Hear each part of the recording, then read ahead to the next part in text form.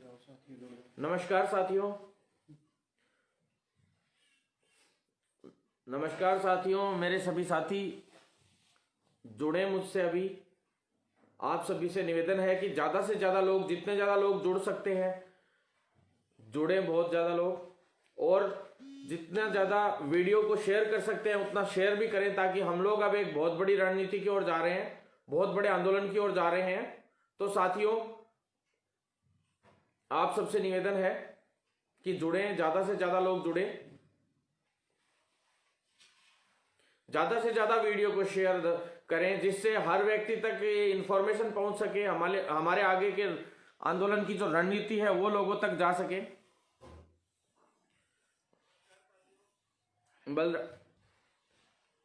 बलराम गुजर भाई नमस्कार, ओम प्रकाश मीणा भाई नमस्कार, आशीष स्वामी भाई क्रांतिकारी सलाम। आप सभी साथियों को, मेरे जितने भी भाई हैं सभी को क्रांतिकारी सलाम। और एक बड़े युद्ध की तरफ हम लोग अब तैयार हो रहे हैं, अग्रसर हो रहे हैं। तो आपसे निवेदन है कि ज़्यादा से ज़्यादा लोग जुड़े, ज़्यादा से ज़्यादा लोग वीडियो को शेयर जरूर करें, ताकि हर व्यक्ति तक हर चीज़ पहुंच सके।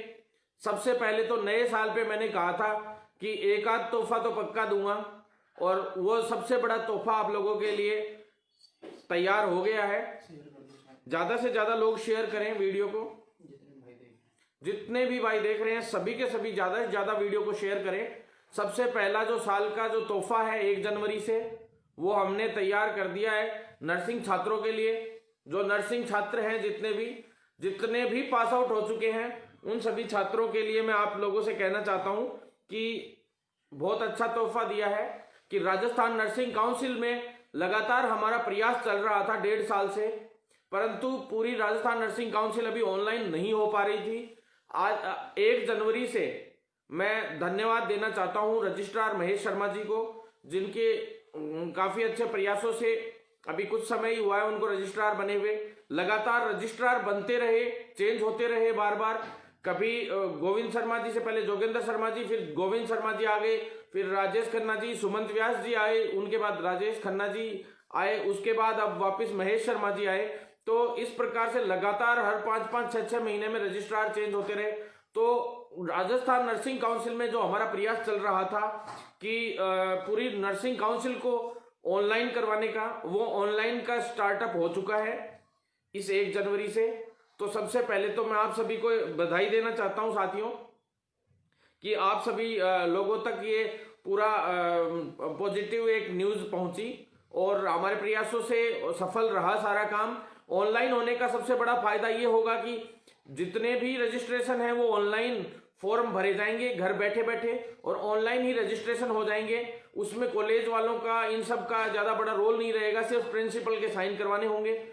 जो सर्टिफिकेट है उनको रिन्यूअल कराने के लिए भी घर से ही हो जाएगा। बहुत जल्द एक सर्टिफिकेट की जगह पे आरसी, या जैसे आधार कार्ड का एक कार्ड होता है प्लास्टिक का, उस टाइप का कार्ड जारी कर दिया जाएगा। आने वाले वक्त में वो राजस्थान फार्मेसी काउंसिल में भी करवाया जाएगा अभी, और राजस्थान मेडिकल काउंसिल में भी हम लोग करवाएंगे। सभी काउंसिल्स, जितनी पैरामेडिकल काउंसिल है उसमें भी करवाएंगे, ताकि सारा ऑनलाइन होने के बाद घर बैठे बैठे आप लोग फॉर्म भरें, ना कि कहीं पे जाके आपको लाइन लगानी पड़े। साथियों, सारा सिस्टम हम लोग ऑनलाइन करवाएंगे, जिससे मजबूती से आप लोगों के काम हो सके। घर बैठे बैठे पेमेंट कटवाओ आप लोग, जो रिन्यूअल है वो भी सिर्फ घर बैठे बैठे अपने आप वैलिडिटी बढ़ जाएगी उसकी 4 साल, और 550-600 जो भी पैसा चार्ज आप लोगों का कटेगा आगे भविष्य में, वो कटेगा। और अब आगे भविष्य में इसी प्रकार से ये प्रक्रिया चालू हो जाएगी। तो साथियों, चालू हो चुकी है 1 जनवरी से ऑनलाइन रजिस्ट्रेशन का पूरा काम शुरू हो गया है। ऑनलाइन फॉर्म का भी अब काम शुरू हो गया है लगभग। अब आगे के जितने फॉर्म है उनको भी ऑनलाइन लेने का है, तो घर से बैठे बैठे आप फॉर्म भर सकते हैं। कॉलेजों से जो आप लोगों से फॉर्म फीस एक्स्ट्रा ले ली जाती थी, कई चीजें कर ली जाती थी बीच में, जो कॉलेजों से छोटी मोटी दलालियां होती थी, वो सब बंद हो जाएगी। और बहुत जल्द मैं चाहता हूं अभी रिजल्ट भी इस बार से आगे से जो आए वो ऑनलाइन आए, जिससे जैसे जीएनएम की मार्कशीटें हैं वो 1 महीने 10-10, 15-15, 20-20 दिन बाद वो मार्कशीटें पहुंचती हैं, तब जाके विद्यार्थियों को पता चलता है कि हम लोग पास हो गए। पर कौन कौन से सब्जेक्ट में पास हुए ये तब जाके पता चलता है जब मार्कशीट आती है। तो साथियों, इस प्रकार की जो समस्याएं थी उनका समाधान तुरंत प्रभाव से हम करवा दिया है हमने। अब साथियों, मैं मुख्य मुद्दे पे आ जाता हूं, कम्युनिटी हेल्थ ऑफिसर की जो भर्ती है उसके लिए तो कम्युनिटी हेल्थ ऑफिसर की भर्ती के लिए मैं आपसे बात करना चाहता हूं। लगातार हमारा जो संघर्ष चल रहा था कम्युनिटी हेल्थ ऑफिसर की भर्ती के लिए, उसमें 5500 की फाइल हम लोग करवा के लाए, इतनी मेहनत करके। उस फाइल को 2 टुकड़ों में इन्होंने विभाजित कर दिया सरकारों ने, और हालात ये पैदा कर दिए कि बार बार कई चरणों में इस भर्ती को करवाने का प्रयास हुआ।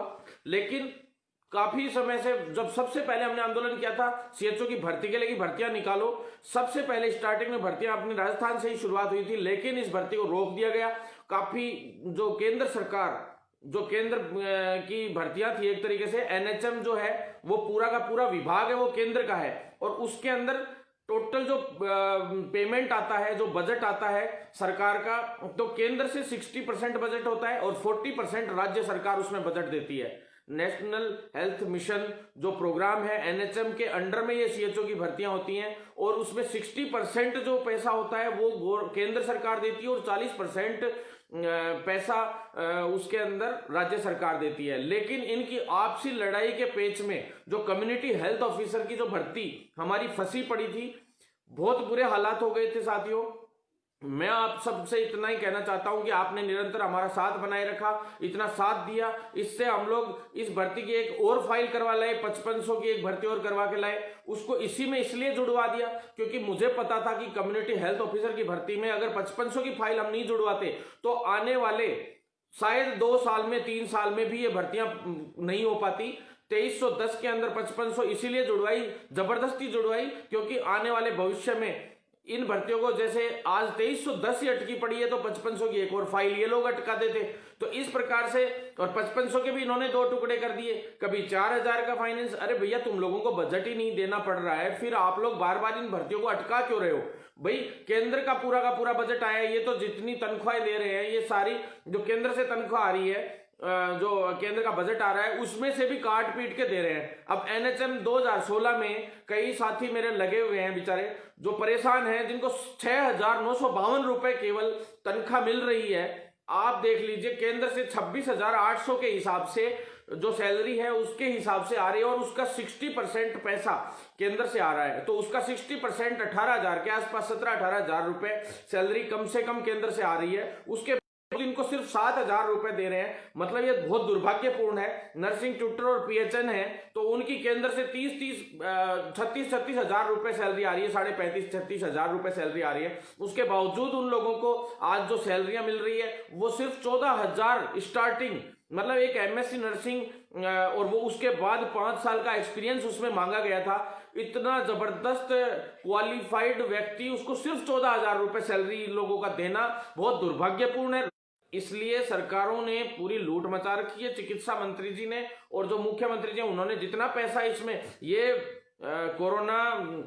कोरोना जो काल आया ना, आज तक का सबसे बड़ा कोरोना घोटाला है ये एक तरीके से।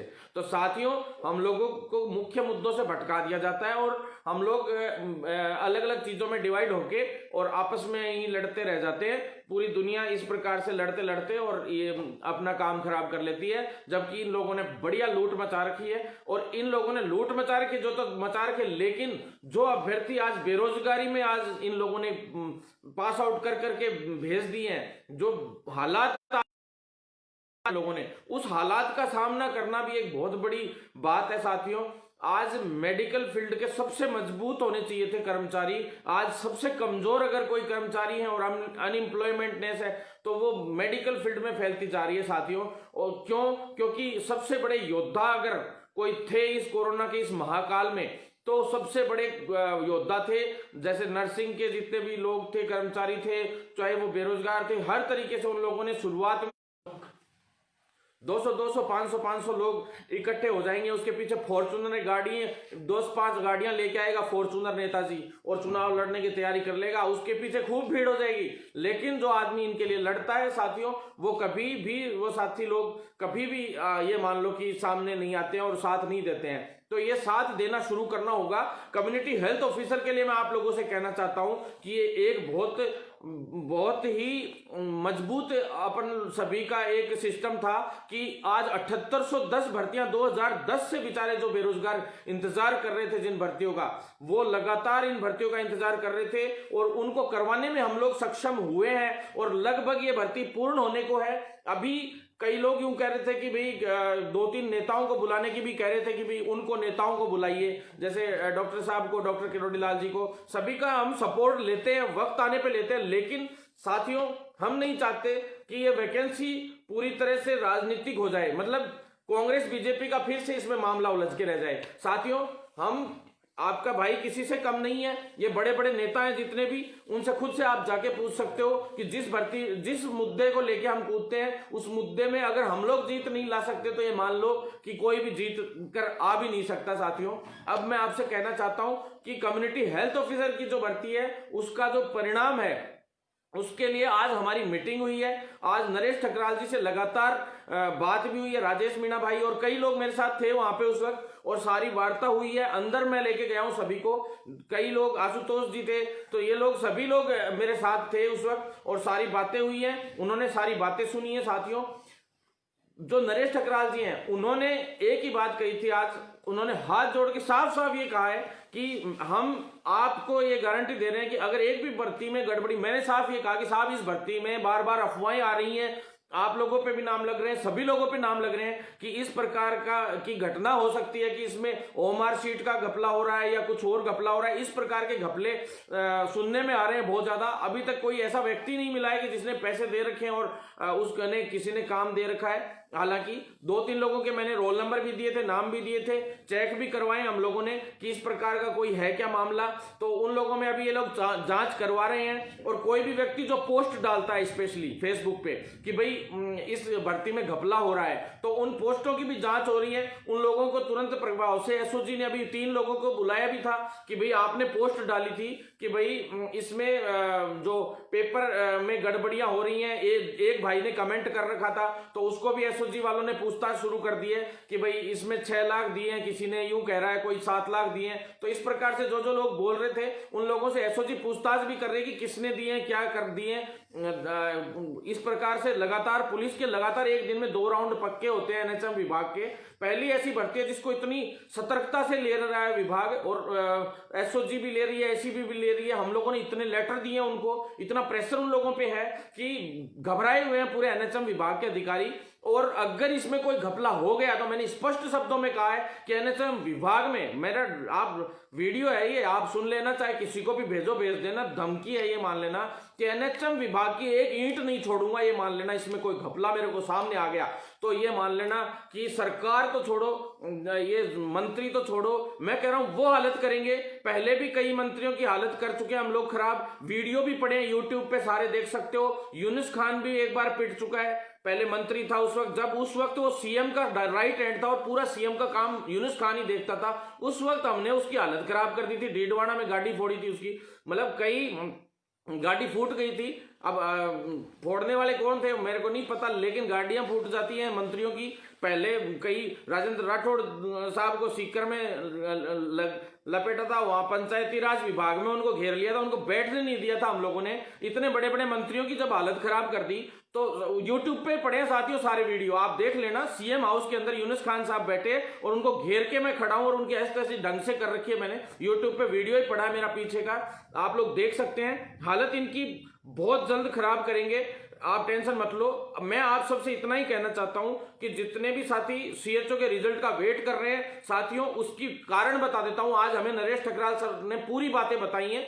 उन्होंने कहा कि ज्यादा चीजें मैं नहीं बता सकता क्योंकि कॉन्फिडेंशियल चीजें हम आप लोगों के सामने नहीं रख सकते, लेकिन बहुत जल्द इसका रिजल्ट आने वाला है साथियों। साफ उन्होंने ये कहा है हमसे, उन्होंने 7 वर्किंग डेज मांगे थे, 7 वर्किंग डेज पूरे हो गए थे।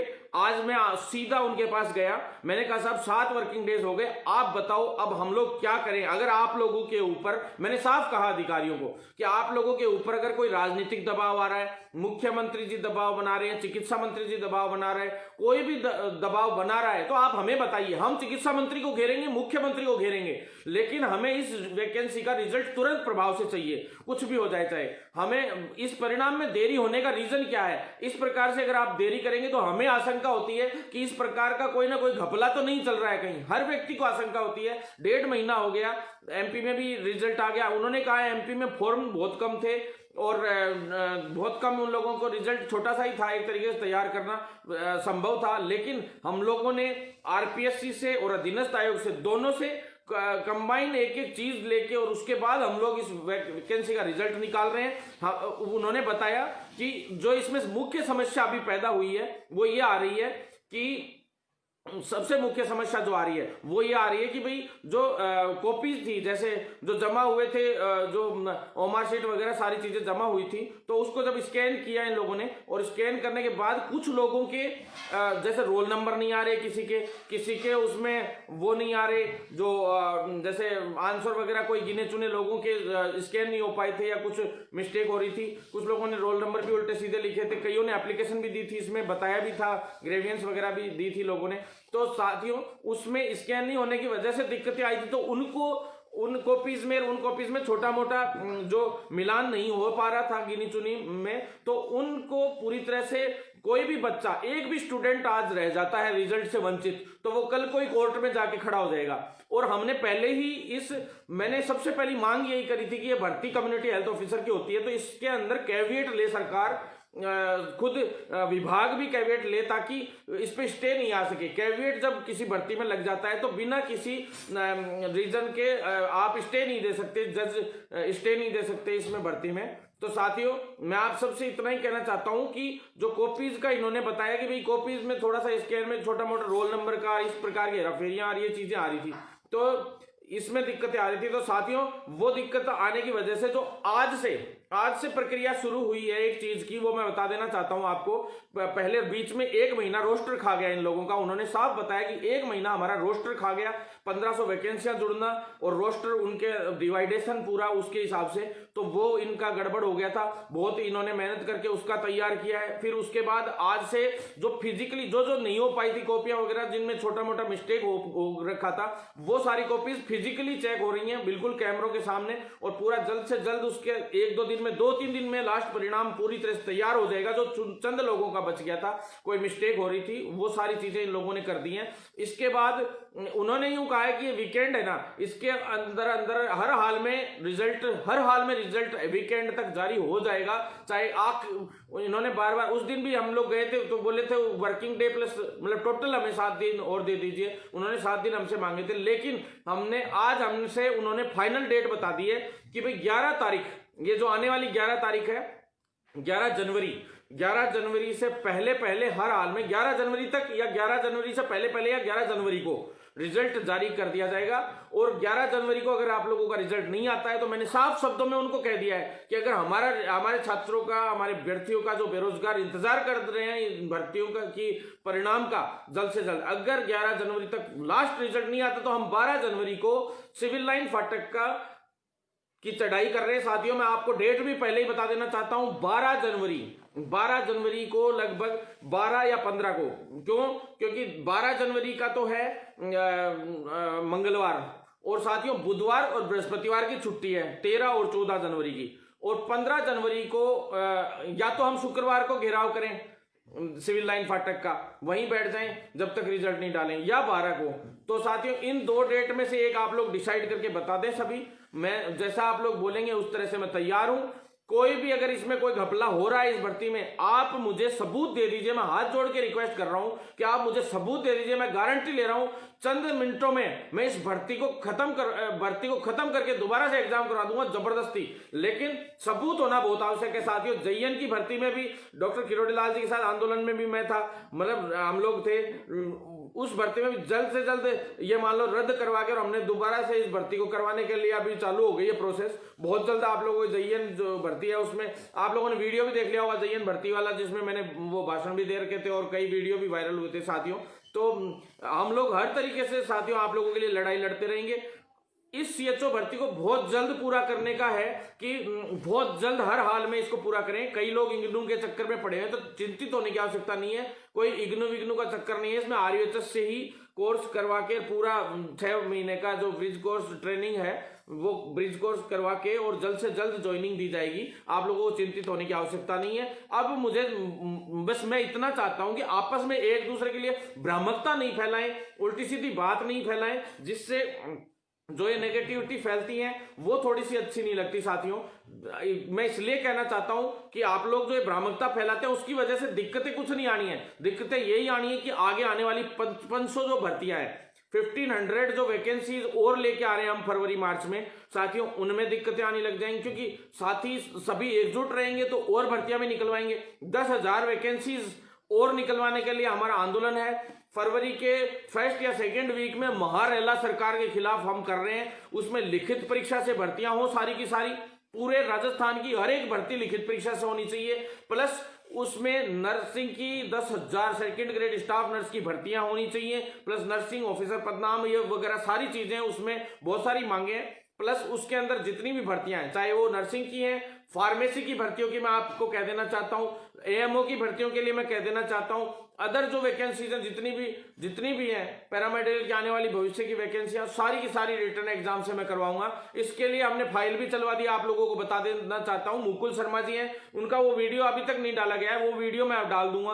कल सुबह आपके पास वीडियो आ जाएगा यूट्यूब पे, आप देख लेना पूरा का पूरा, जिसमें फाइल चला दी गई है। ACS साहब जो सिद्धार्थ महाजन जी को मैं धन्यवाद देना चाहता हूं कि वो कल रिलीव हो गए, कल चले गए। अब तक 3 ACS चेंज हो चुके हैं साथियों, बस वो जा ही रहे हैं। ACS साहब यूं मान लो रिलीव ही हो गए, एक बार फाइनली तय सा हो गया है। तो उन्होंने पहले तो सबसे पहले तो रोहित कुमार सिंह जी थे, वो चले गए, उसके बाद आए वो चले गए, उसके बाद अखिल अरोड़ा जी ACS यानी जो सबसे करता धरता ही ACS होता है यूं मान लो पूरी मेडिकल फील्ड का, मंत्री के अलावा दूसरा।